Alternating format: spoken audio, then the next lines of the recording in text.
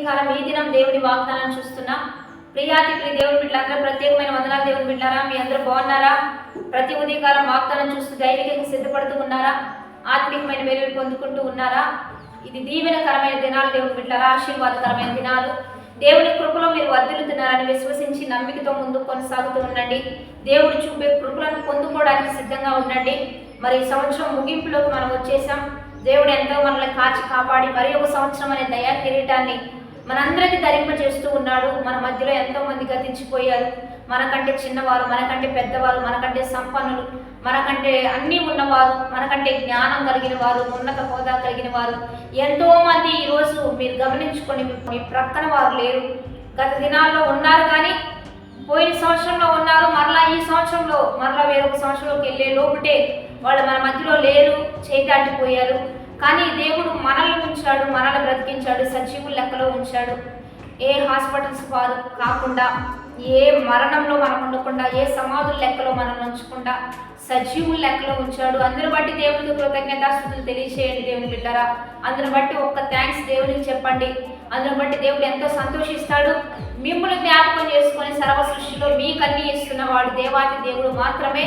కాబట్టి ఈ రోజు ఏ వాగ్దానం ఇచ్చి దేవుడు మనల్ని బలపరుస్తున్నాడు చూద్దాం. పరిశుద్ధ లేఖన గ్రంథం నుంచి హెబ్రీయులకు రాసిన పత్రిక 8వ అధ్యాయం 12వ వచనం చదువుకుందాం.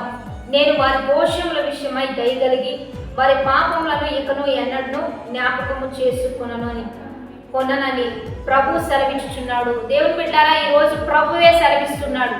ఏమని సెలవిస్తున్నాడంటే, నేను వారి దోషముల విషయమై దయ కలిగి. ఈరోజు తెలిసి తెలియక ఈ సంవత్సరం అంతా ఎన్నో దోషాలు, ఎన్నో పాపాలు మన వలన జరిగి ఉండొచ్చు. మన వలన అవి మరి ముందు కొనసాగుతూ ఉండొచ్చు. తెలిసి తెలియక మన చేతుల ద్వారా, నోటి ద్వారా, జ్ఞానం ద్వారా, తలంపుల ద్వారా, ఆలోచనల ద్వారా, చూపుల ద్వారా ఒకవేళ జరిగి ఉండొచ్చు. కానీ ఈ రోజు ఈ వాగ్దానం చూస్తున్న నీకు దేవుడిస్తున్న కృప ఏంటంటే, నేను వాటిని ఎన్నడూ జ్ఞాపకం చేసుకున్నానని ప్రభువే సెలవిస్తున్నాడు. ధైర్యం తెచ్చుకో. యేసయ్యని హృదయంలో నువ్వు అంగీకరిస్తుంటేనే, యేసయ్య వాగ్దానం చూడాలని వస్తుంటేనే, ఆయన నామం గొప్ప నామం అని ఒప్పుకుంటూ ఉండగానే దేవుడు నీకు ఇచ్చిన బలమైన వాక్ ఏంటంటే, నేను వాటిని ఎన్నడూ కూడా జ్ఞాపకం చేసుకున్నానని వాగ్దానం చేస్తున్నాడు. కాబట్టి సంతోషించి ధైర్యం తెచ్చుకో. నూతన సంవత్సరంలో నీకు కృపనివ్వబోతున్నాడు.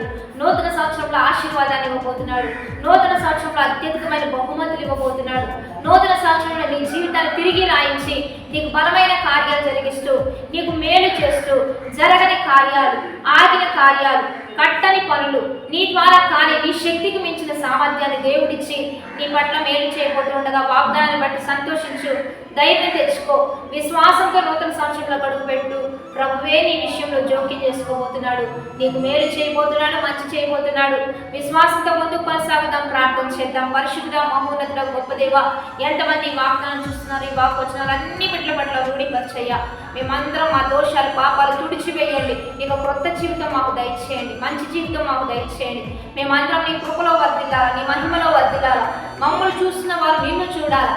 తండ్రి, మేము ఆర్థికంగా ఇబ్బందులు పడుతున్నా, నష్టపోతున్నా, అది నీకు మహిమ కాదు కనుక నీ బిడ్డలందరినీ మీ చేతికి అందిన ప్రతి ఒక్కరిని దీవించి ఫలింపజేస్తూ ఒక మంచి సంవత్సరానికి సహాయం చేస్తూ ఈ నామానికి మహిమ తెచ్చుకోమని ప్రభువైన యేసుక్రీస్తు నామం పేరిట అడిగి వేడుకొని ప్రార్థిస్తూ నామ గొప్ప తండ్రి, ఆమేన్.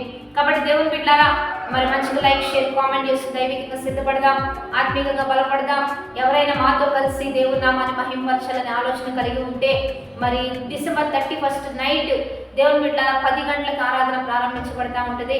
10 గంటల నుంచి 1 కల్లా ముగించబడతా ఉంటుంది. చక్కగా రావచ్చు. జేపీఎం మినిస్ట్రీస్లో యొక్క చర్చి ప్రాంగణంలో ఈ ఆరాధన జరుగుతుంది. రెండోదిగా జనవరి 1 కొత్త సంవత్సరంలో మొట్టమొదటి ఆరాధన మరి పగలు జరుగుతూ ఉంటుంది. 11 నుంచి 2-3 గంటల వరకు జరుగుతూ ఉంటుంది. మీరందరూ కలుసుకోవచ్చు. మనందరం కలిసి వాగ్దానాలు తీసుకుంటూ దేవుని యొక్క మంచి కృపను పొందుకుంటూ సంతోషంగా, ఆర్భాటంగా ఈ ఆరాధనలో ముందుకు కొనసాగుదాం. Have a blessed day. Amen.